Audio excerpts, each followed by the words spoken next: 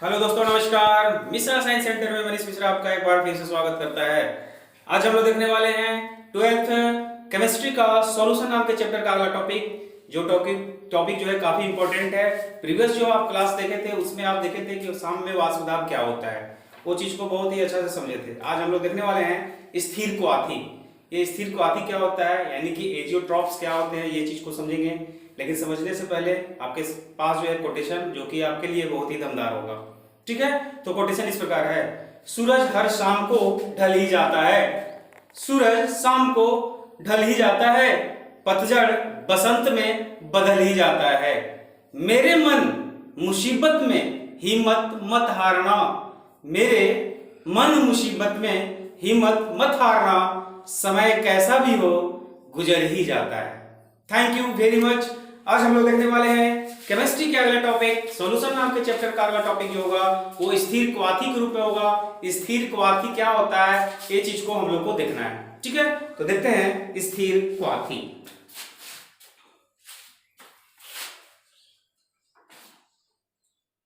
स्थिर क्वाथी बहुत इंपॉर्टेंट है, इस चीज को आप समझोगे। एजियोट्रॉप्स बोलते हैं इसको। नाम से आपको इतना जरूर पता चल रहा होगा कि ये नाम स्थिर क्वाथी से आप ये चीज को देख रहे हैं कि ये स्थिर है और ये क्वाथी है। स्थिर का मतलब क्या हो गया, कांस्टेंट, और ये क्वाथी का मतलब क्या होता है, क्वथनांक। क्वथनांक का मतलब क्या हो गया, बॉइलिंग पॉइंट। बॉइलिंग पॉइंट की बात हो रहा है दोस्त। ठीक है, यानी कि जो क्वथनांक होंगे वो स्थिर होंगे इस स्थिति में, जब हम स्थिर क्वाथी में किसी भी विलेय या विलायक को जब मिलाते हैं तो उसका जो क्वथनांक होगा और उससे बनने वाला जो आपका विलयन होगा उसका जो क्वथनांक होगा, किस स्थिति में सबसे अच्छा आपका जो रिजल्ट मिलेगा, ये चीज को हम लोग देखेंगे। ठीक है, सपोज दैट मान लो कि जल का क्वथनांक ये है, ये क्वथनांक है। ठीक है, और ये आपका मान लो कि विलयन है। बहुत आसानी से समझिएगा इस चीज को, आपको दिक्कत नहीं होगा। ये जल है और जल जो होता है 100 डिग्री सी पर उबलने लगता है। कितना पर उबलता है, 100 डिग्री सी पर। उसी प्रकार मान लो कि एथेनॉल है और ये एथेनॉल जो है वो 78.5 डिग्री सी पर उबलता है। यानी कि उबलता कब है, जब किसी वस्तु का वाष्प दाब वायुमंडलीय दाब के जब बराबर हो जाता है, तब वो क्या होता है, वाष्प बन के उड़ने लगता है, यानी कि उबलना शुरू हो जाता है। तो जल जो है किस पर टेम्परेचर पर उबलता है, 100 डिग्री सी पर। एथेनॉल कितना पर उबल रहा है, 78.5 डिग्री सी पर। ठीक है, तो यहाँ पे हम लोग तो इस चीज को देखेंगे। फिर से यहाँ विलयन के केस में देखेंगे कि जल जो है और एथेनॉल जो है किस स्थिति में बन रहा है। जल है ये जो है और एथेनॉल, ये दोनों मिलकर के एक विलयन बना दिया, और इस विलयन के केस में ये दोनों जो है 78 डिग्री सी पर उबलना या प्रोडक्ट को दे दे रहा है। यानी विलयन के केस में जल जो है और एथेनॉल जो है कितना है, ये आपका 5% है और ये आपका 95% है। अब यहाँ पे देखना है कि कितना मात्रा जल का होगा और कितना मात्रा एथेनॉल का होगा, तो किस स्थिति पर वो स्थिर रूप से क्या हो जाए, बॉयल हो जाए, वाष्पित हो जाए या फिर उबलना शुरू कर देंगे। ठीक है, तो यहाँ पे हम दो कंडीशन देख रहे हैं। कंडीशन ये देख रहे हैं कि क्वथनांक के ये आपका प्रोसेस में देखो कि ये 100 डिग्री पर आपका हीट हो रहा है, ये 78.5 डिग्री पर हीट हो रहा है। तो हीट होने के बाद जो है इसका टेम्परेचर वाइब्रेट के बराबर होगा, तब जो है जाकर के ये जाकर के वाष्पित होता होगा। फाइनल है। तो अगर मान लीजिए जाए ग्राफ के केस में देखेंगे, ये मान लीजिए कि ये जल का लेवल है, ये जल है और ये जल का वाष्प दाब हो गया। ठीक है, वाष्प दाब।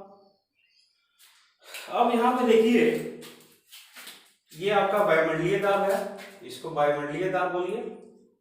बाई ग्राफ इस चीज को देखो ताकि आप लोग को समझ में भी आ जाए। ये वायुमंडलीय दाब का आपका स्थिति है।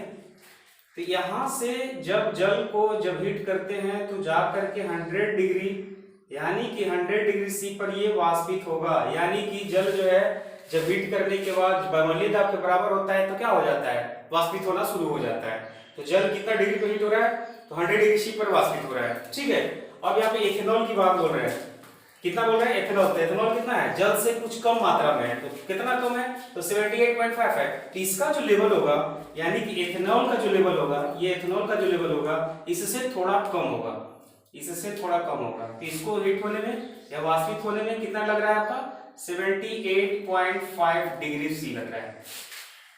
फाइनल है। अब फिर से यहाँ देखिए कि 100 डिग्री सी, 78.5 डिग्री सी, और ये देखिए आपका है 78 डिग्री सी विलियन के केस में। तो इस स्थिति में जब हम देखते हैं कि इसका जो है वाष्पन जो है किस स्थिति में होता है, तो इसको देख रहे हैं कि ये 100 डिग्री सी पर यानी कि लेवल यहाँ था, ये इथेनॉल का लेवल बना के इथेनॉल का वाष्प दाब ये हो गया।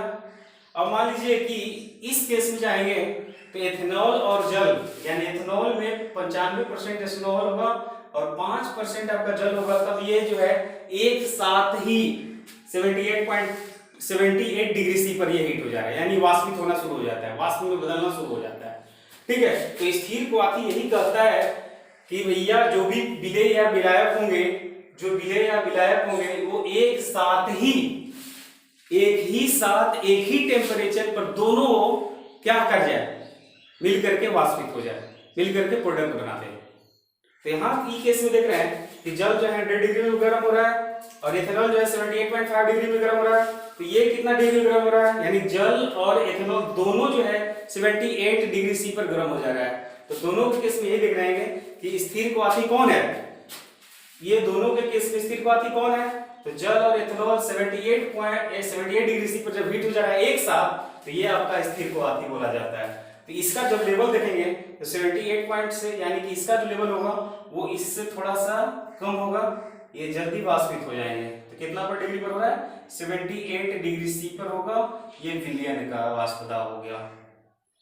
ठीक है, यही जो है आपका स्थिर क्वाथी कहलाता है दोस्तों, यानी कि स्थिर बॉइलिंग पॉइंट जिसका होगा, स्थिर टेम्परेचर पर अगर कोई चीज जो है, कोई पदार्थ जो है हीट हो जाए, वाष्पित हो जाए, तो उसको हम लोग कहेंगे स्थिर क्वाथी। क्या कहेंगे, स्थिर क्वाथी। अब इस कंडीशन में हम लोग स्थिर क्वाथी को देखेंगे कि ये जो है दो प्रकार का होता है। एक न्यूनतम आपका स्थिर क्वाथी होगा, यानी स्थिर न्यूनतम क्वथनांकी स्थिर क्वाथी, और दूसरा का होगा अधिकतम क्वथनांकी स्थिर क्वाथी। वो क्या होता है देखेंगे, पहले इसका स्क्रीनशॉट करेंगे, लेकिन इसको स्थिर क्वाथी को पहले लिख लेते हैं। तो इसका डेफिनेशन ये है, यहां से चलोगे यहाँ पे लिखोगे, ठीक है, पॉइंट बाय पॉइंट करके लिखोगे दोस्त। ठीक है, अब स्थिर क्वाथी का डेफिनेशन ये लिखना है कि कुछ द्रव मिश्रित करने पर स्थिर क्वाथी बनाते हैं। यहाँ पे लिख लेते हैं इसको, कुछ द्रव मिश्रित करने पर स्थिर क्वाथी बनाते हैं। ठीक है, यानी कुछ ऐसे द्रव हैं जो मिश्रित करने पर स्थिर क्वाथी बना लेते हैं, जिसका क्या होगा, द्रव का जो वाष्प दाब होगा या द्रव का जो अवस्था होगा उसका संगठन एक समान होना चाहिए, तभी स्थिर क्वाथी होगा। एक समान होना चाहिए, ये नहीं होना चाहिए कि एक 100 डिग्री पर हो रहा है, एक 78.5 डिग्री पर हो रहा है। ये दोनों के केस में एक ही टेम्परेचर होना चाहिए और एक ही वाष्प दाब का संगठन होना है, यानी दोनों वाष्प दाब का संगठन क्या होना चाहिए, समान होना चाहिए, एक समान होना चाहिए, दोनों का क्या हो रहा है, समान है। ठीक है, इसी को हम लोग क्या बोलते हैं, स्थिर क्वाथी बोलते हैं। इसको आगे लिखते हैं फिर, जिसका द्रव और वाष्प, जिसका द्रव और वाष्प का संगठन, द्रव वाष्प का संगठन एक समान होता है, यानी द्रव का या वाष्प का संगठन क्या होना चाहिए, एक बराबर होना चाहिए, तथा ऐसे ताप स्थिर ताप पर उबलते हैं, तथा ये स्थिर ताप पर उबलते हैं। फिर से एक बार समझिए इस चीज को कि कुछ द्रव जो है मिश्रित करने के बाद स्थिर क्वाथी बनाते हैं। तो ये मिश्रित जो द्रव यानी जो किसी पदार्थ को आप मिलाते हो तो मिलाने के केस में क्या होगा कि जो द्रव होगा और जो वाष्प होगा उसका जो प्रावस्था होगा, वो प्रावस्था का जो संगठन होगा वो संगठन क्या होना चाहिए, एक बराबर होना चाहिए, एक समान होना चाहिए। और एक समान होने के बाद वो निश्चित टेम्परेचर पर या स्थिर ताप पर उबलना शुरू होता है, यानी कि स्थिर ताप पर उबलता है। तो स्थिर ताप पर उबलता है कौन कौन, तो द्रव और वाष्प दोनों, यानी कि जल तथा एथेनॉल को जब हीट करते हो तो एक ही टेम्परेचर पर आपका क्या होगा, उबलना, एक ही टेम्परेचर पर आपका क्या हो गया, वाष्पित होना शुरू हो गया। इसी को हम लोग क्या बोलेंगे, स्थिर क्वाथी बोलेंगे। फाइनल है। अब यहाँ पे लिखेंगे कि ऐसे प्रक्रमों को या ऐसे घटकों को हम लोग प्रभाजी आश्वन के द्वारा क्या करते हैं, अलग नहीं किया जा सकता है। ठीक है, लिख लें इसको। ऐसे प्रक्रम को प्रभाजी आश्वन द्वारा अलग नहीं किया जा सकता है। यानी कि प्रभाजी आश्वन एक प्रोसेस है, एक मेथड है, और उसके द्वारा हम लोग क्या करते हैं, जो आपका ये घटक दिख रहा है, जो घटक आपका जल है या इथेनॉल है, जल या इथेनॉल है, ऐसे घटकों को प्रभाजी आश्वन के द्वारा हम लोग अलग नहीं कर सकते हैं। ठीक है, तो इसको करने के लिए हम लोग को क्या करना होगा, दो रूल पढ़ना है। दो रूल में क्या है, दो प्रकार पढ़ेंगे। तो दोनों प्रकार में हम लोग कैसे करेंगे प्रभाजी आश्वन के द्वारा अलग, और किसको नहीं करेंगे, ये चीज को देखते हैं। तो यहाँ पे इसका स्क्रीनशॉट कीजिएगा, तो आप लोग हम लोग देख ले हैं स्थिर क्वाथी के दो प्रकार क्या होते हैं। ठीक है, इसका स्क्रीनशॉट कीजिए। आई होप कि आपको समझ में आ रहा होगा। अगर समझ में नहीं आ रहा होगा तो आप कमेंट करो, आपको पूरा समझ में आना चाहिए। ठीक है, फिर से आप इसको एक बार देख लो, रिवाइंड कर लो, फिर से इस चीज को आप देख लीजिए। स्थिर क्वाथी जो होता है, स्थिर क्वाथी जो होता है, यानी कि जो द्रव वाष्प का जो प्रावस्था होता है, द्रव वाष्प का जो संगठन होता है, वो संगठन क्या होना चाहिए, एक समान होना चाहिए और एक निश्चित टेम्परेचर पर एक स्थिर ताप पर उबलना चाहिए। ऐसे प्रोसेस को स्थिर क्वाथी कहा जाता है। ठीक है, आई होप कि आप इस चीज को समझ रहे हैं। इस केस में हम लोग क्या देखें, जल का क्वथनांक, एथेनॉल का क्वथनांक, दोनों का क्वथनांक अलग अलग है। दोनों का ये जो है जल जो है बांग्ले दाब 100 डिग्री पर हो रहा है, एथेनॉल जो है 78.5 डिग्री पर हो रहा है। तो इस केस में हम लोग देख रहे हैं कि इसका जो स्थिति है एथेनॉल से ज्यादा है, एथेनॉल से जो स्थिति है ये विलयन का वाष्प दाब से इसका क्या है, ज्यादा है। इसके कारण विलयन का जो वाष्प दाब कम होने के कारण ये जल्दी उबलता है, और उबलने का मतलब है कि एक निश्चित टेम्परेचर पर जा करके ये उबलना शुरू करता है। ठीक है, इसको स्क्रीनशॉट कीजिए। आगे हम लोग देते हैं दो प्रकार। चलिए,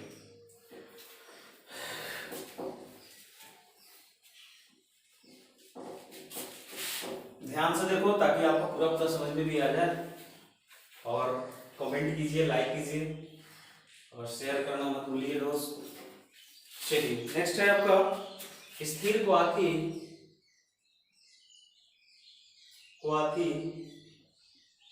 दो प्रकार के होते हैं। ठीक है, दो प्रकार के होते हैं। तो पहला जो है न्यूनतम क्वथनांकी स्थिर क्वाथी, दूसरा जो है अधिकतम क्वथनांकी स्थिर क्वाथी। ठीक है, ये दो प्रकार हो गए दोस्त। ठीक है, तो यहाँ पे क्या करना है कि न्यूनतम क्वथनांकी स्थिर क्वाथी और अधिकतम क्वथनांकी स्थिर क्वाथी को समझना है। तो न्यूनतम क्वथनांकी स्थिर क्वाथी जो होता है वह विलयन होता है जो अपने संगठन में अवयव जो होते हैं, जो संगठन है उसके जो अवयव होते हैं उसका क्वथनांक जो है कम ताप पर उबलता है। किस पर उबलता है, कम ताप पर उबलता है। तो इस चीज को हम लोग क्या कहेंगे, न्यूनतम स्थिर या न्यूनतम क्वथनांकी स्थिर क्वाथी कहा जाता है। आई होप कि आप इस चीज को समझ रहे हो। फिर से एक बार देखोगे, यानी कि जो हम लोग समझे इस चीज को, जो आप ये ग्राफ देखे इससे पहले जो हम लोग इसका स्क्रीनशॉट किए, उसके ग्राफ में आप पहला चीज देखोगे कि सबसे कम टेम्परेचर पर जो उबल जाता है उसको हम लोग क्या बोलते हैं, न्यूनतम क्वथनांक की स्थिर क्वाथी। तो उस ग्राफ को भी आप इसको डिफिनेशन लिखने के बाद लिख लोगे, ठीक है। आई होप कि आप इस चीज को समझ रहे हैं। तो लिख लेंगे फर्स्ट करके, न्यूनतम क्वथनांक की स्थिर क्वाथी वह विलयन है जो या जिसका अपने संगठक अवयव के क्वथनांक को अपने संगठक को अवयव के अपने संगठक अवयव के क्वथनांकों के ताप क्वथनांकों को कम ताप पर उबलना या उबालते हैं या उबालते हैं उबलते हैं उसे क्या कहते हैं, न्यूनतम क्वथनांकी स्थिर क्वाथी कहा जाता है।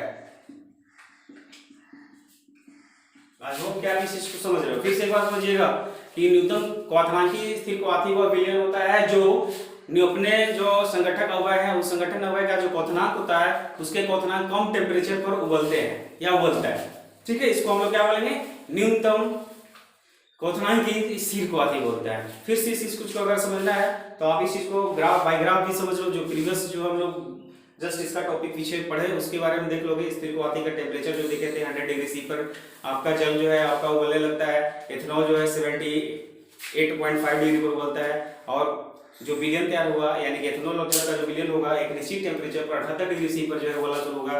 तो जो ये तीनों को कंपैरिजन करेंगे तो तीनों कंपैरिजन करने के बाद जिसका न्यूनतम टेम्परेचर होगा उस टेम्परेचर को ही हम लोग क्या बोलेंगे, न्यूनतम क्वथनांक की स्थिर क्वाथी बोलेंगे। फाइनल इस चीज को आप फिर से एक बार देखोगे।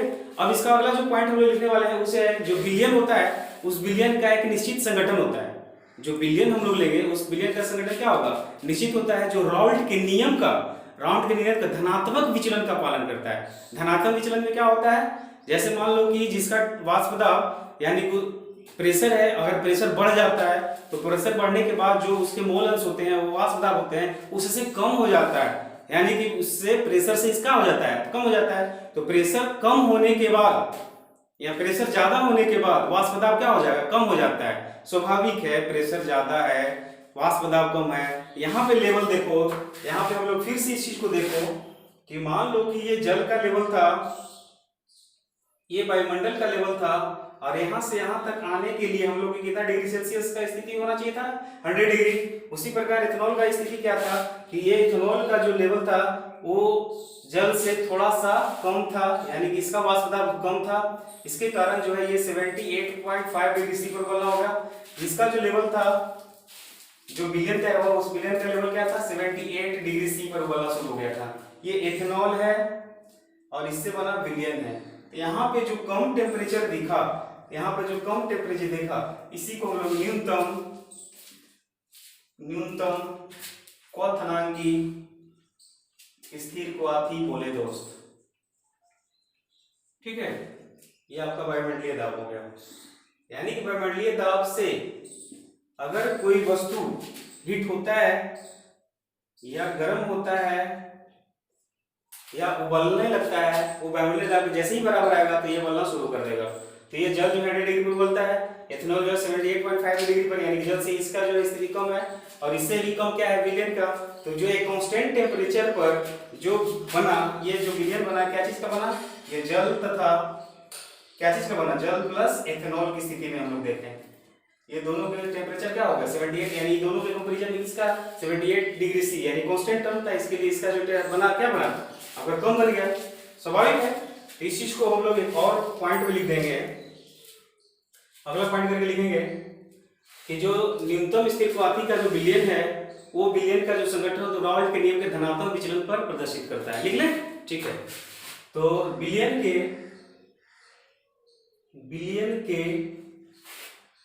संगठक का वाष्प दाब या वाष्प दाब नहीं, क्वथनांक कर दो, का क्वथनांक राउल्ट के नियम के धनात्मक विचलन को प्रदर्शित करता है। क्या करता है? राउल्ट के नियम को प्रदर्शित करता है, धनात्मक विचलन को प्रदर्शित करता है। इसका जो संगठन है वो संगठन जो होता है क्या होता है? विलयन के निश्चित संगठन कर दीजिए यहाँ पे, देखिए निश्चित संगठक जो क्वथनांक हटा दीजिए, जो राउल्ट के नियम के धनात्मक विचलन को प्रदर्शित करता है। ठीक है, यानी कि इसको हम लोग क्या कहेंगे? अगर धनात्मक विचलन को प्रदर्शित करेगा तो यहाँ पे क्या चीज का निर्माण होगा? यहाँ पे निर्माण होगा न्यूनतम क्वथनांकी स्थिर क्वाथी का निर्माण होता है। ठीक है, आई होप कि आप इस चीज को समझ रहे हैं। फिर से एक बार इस चीज को देख लो, यहाँ पे क्या चीज हो रहा है? यहाँ पे सिर्फ यही हो रहा है कि जो विलयन तैयार हो रहा है वो विलयन का वाष्प दाब, यानी कि उसके वाष्प दाब एक निश्चित टेम्परेचर पर हीट हो जाए, स्थिर ताप पर उबल जाए, तो जो स्थिर ताप पर उबलता है वो क्या कहलाता है? न्यूनतम क्वथनांक स्थिर क्वाथी कहलाता है, यानी कम टेम्परेचर पर वो ये हो जाए। ठीक है, एक समान स्थिति में हीट हो जाए या उबलना शुरू कर दे, इसको हम लोग कहेंगे न्यूनतम क्वथनांक स्थिर क्वाथी बोला जाता है। ठीक है, नेक्स्ट जो है आपका अधिकतम क्वथनांक स्थिर क्वाथी में देखेंगे। देख लीजिए, इसको मिटाइए, फिर इसका स्क्रीनशॉट कर लीजिए, इसके बाद इसको रिमूव करते हैं। नेक्स्ट है आपका अधिकतम क्वथनांक स्थिर क्वाथी। देखिए, इससे जस्ट उल्टा होगा, यानी कि यहाँ पे जो स्थिति होगा वो स्थिति क्या होगा? अधिकतम ताप पर उबलना शुरू होगा दोस्त।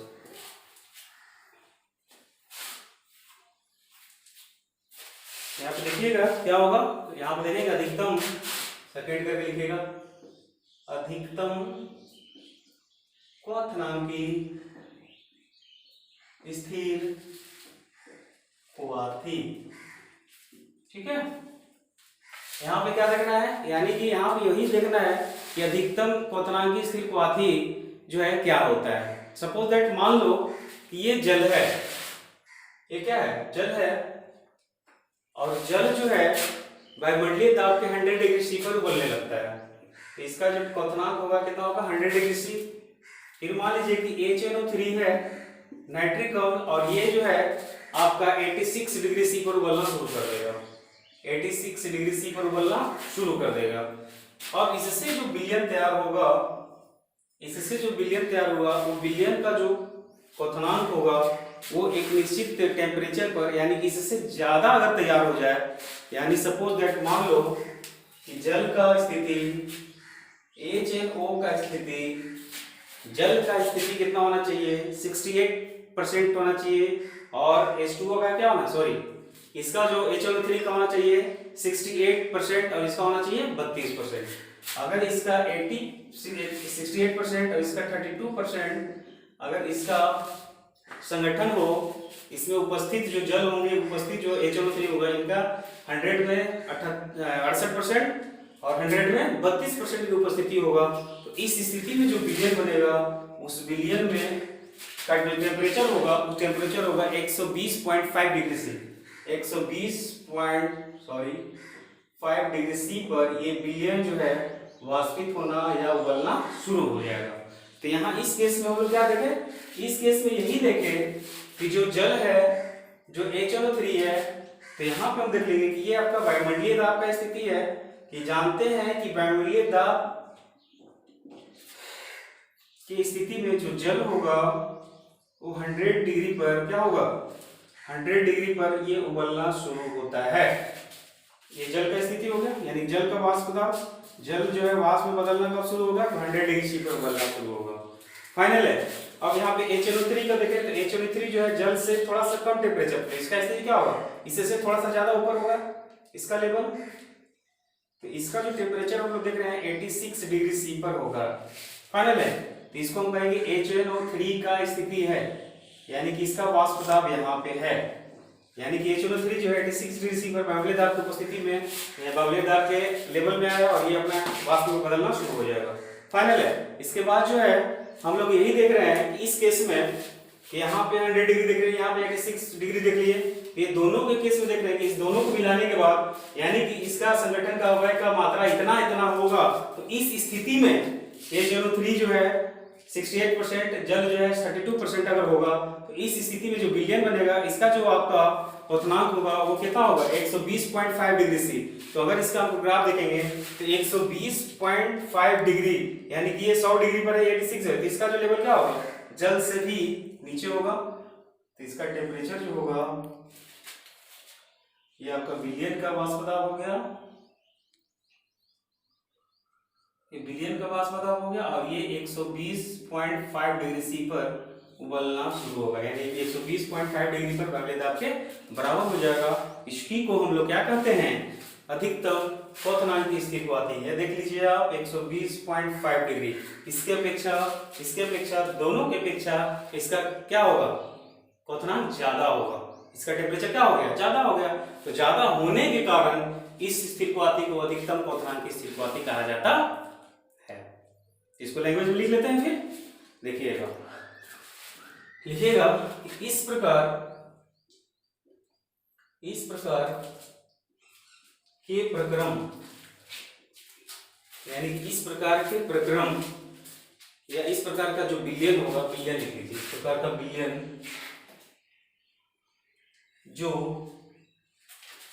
विलयन जो अपने संगठन अवयव से क्वथनांक जो है उसका अधिक ताप पर उबलता है, ठीक है। विलयन जो संगठक अवयव का क्वथनांक अधिक ताप पर उबलता है उसे हम लोग क्या कहेंगे अधिकतम क्वथनांकी स्थिर क्वाथी कहा जाता है, ठीक है। अब यहाँ पे चीज अगर ये नेक्स्ट जो है क्या हो रहा है कि अधिक ताप पर उबल रहा है, तो अगला ये दिखा रहा है कि रॉल्ट के नियम से अगर इस विलयन का स्थिति देखें तो रॉल्ट के नियम से ये स्थिति को दिखा रहा है कि ऋणात्मक विचलन है। तो ऋणात्मक विचलन की स्थिति में क्या होता है कि जो आपका मात्रा होता है, जो वाष्प होते हैं, जो उसका मोल अंश होता है, उस मोल अंश का जो है स्थिति ज्यादा होने के कारण, प्रेशर कम होने के कारण इसका स्थिति ज्यादा है। तो ज्यादा होने के बाद कौन सा विचलन दिखाता है, तो ऋणात्मक विचलन को दिखाता है। तो इस चीज को लिख लेंगे, जो विलयन का संगठक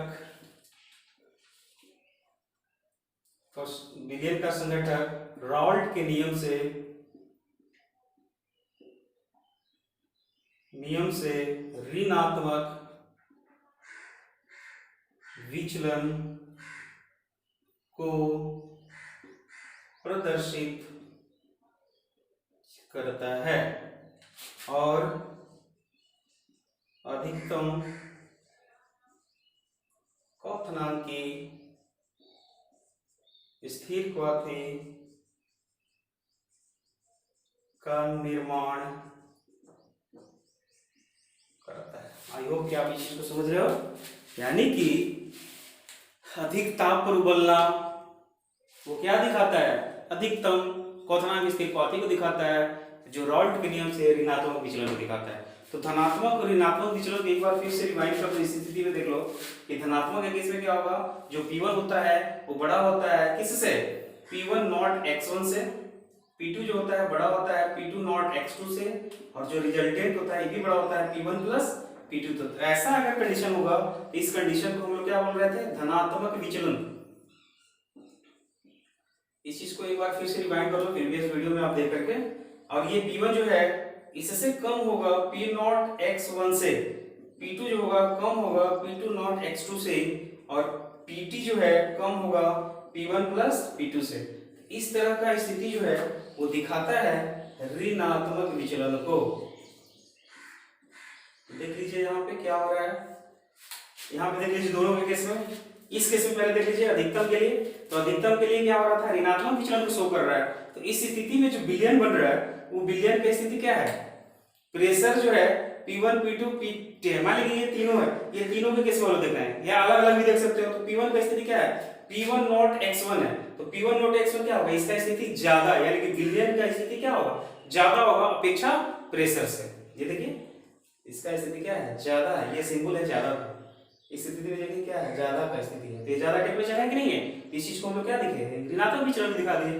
प्रीवियस वीडियो में क्या देखे थे, या प्रीवियस जो आपका टॉपिक था उसमें क्या देखे थे, जो प्रेशर था वो ज्यादा था इससे, तो विलयन क्या था, कम था, प्रेशर क्या था, ज्यादा, तो वाष्प दाब क्या था, कम था। तो इस स्थिति में P1 P2 P3 ज्यादा होने के कारण ये विलयन जो होगा, विलयन की स्थिति क्या हो गया, कम हो गया, यानी कम टेम्परेचर पे ये उबल जाता है, कम टेम्परेचर पर वाष्पित हो जाता है। तो क्या दिखा है, धनात्मक विचलन, यानी कि रॉल्ट के नियम से भी हम लोग यहाँ पे देख लिए कि जो स्थिरक्वाथी का प्रकार है, न्यूनतम क्वथनांकी स्थिरक्वाथी या अधिकतम क्वथनांकी स्थिरक्वाथी, जो कि आसानी से इस चीज को हम लोग समझे।